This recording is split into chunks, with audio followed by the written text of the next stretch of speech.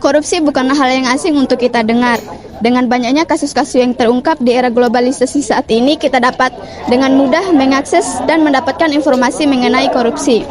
Jadi, korupsi adalah penyalahgunaan kekuasaan untuk mementingkan keuntungan pribadi. Korupsi dapat merugikan negara di bidang yang ada. Contohnya seperti di bidang ekonomi, sosial, pemerintah, politik, dan lain-lain. Guys, kalian tahu nggak sih nih berita yang viral banget tuh nih kok? Yang mana?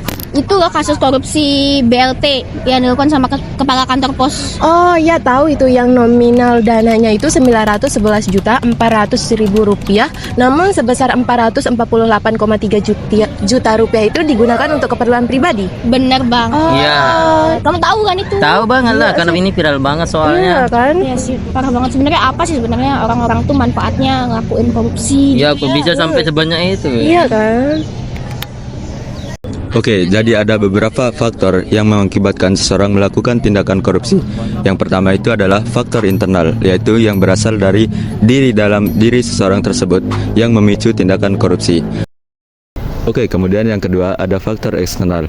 Faktor ini yang berasal dari luar diri seseorang yang memicu tindakan korupsi. Contohnya seperti lingkungan.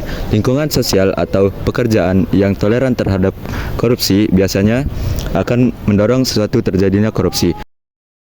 Berdasarkan data terbaru tahun 2023 dari Indeks Persepsi Korupsi yang dirilis oleh Transparency International, saat ini Indonesia berada pada tingkat ke-6 negara terkorupsi di Asia Tenggara.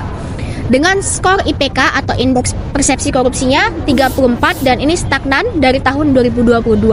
Sementara di peringkat global, Indonesia sekarang berada pada tingkat 115 dan ini sudah turun karena pada tahun 2022 Indonesia berada pada tingkat ke-110 di dunia. Badan Pusat Statistika telah merilis Indeks Perilaku Anti Korupsi yang sekarang berada di angka 3,85 yang dari skala 0 sampai 5 yang menunjukkan rendahnya suatu kesadaran masyarakat terhadap adanya korupsi yang semakin lama semakin memperbolehkan adanya korupsi, yang menganggap bahwa korupsi itu semakin lama semakin terbiasa, nggak memperdulikan apa dampak dari korupsi tersebut. Oh iya ya, di Indonesia memang cukup parah ya korupsinya. Iya lagi, emang nggak ada apa ya undang-undang yang mengatur tentang tindak pidana korupsi ini?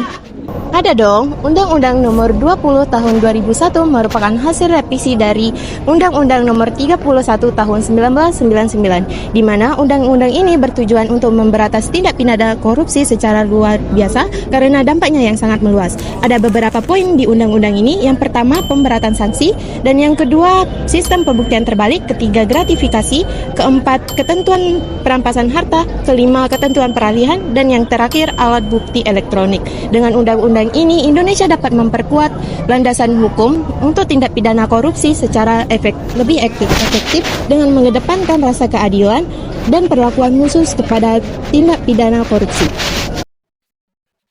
Apalagi di bagian politik, yang namanya korupsi ini dapat merugikan bagi kita dan dapat melemahkan yang namanya hukum dan demokrasi.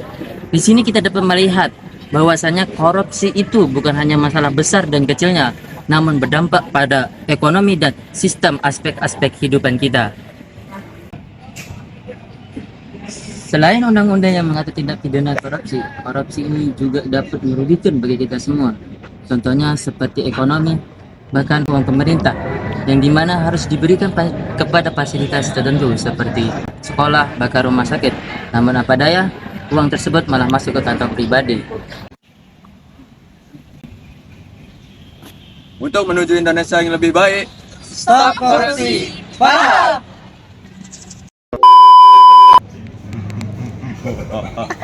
Jadi guys, syuting kali ini tuh belum selesai sih. Hampir hai. Karena ini drug system. Hai Jihad. Halo. Hai. Ketentuan perampasan harta ya? Ketentuan perampasan harta keempat. Kelima ketentuan peralihan, dan yang terakhir Halo Bang Jen. Say hi. Untuk menuju Indonesia yang lebih baik.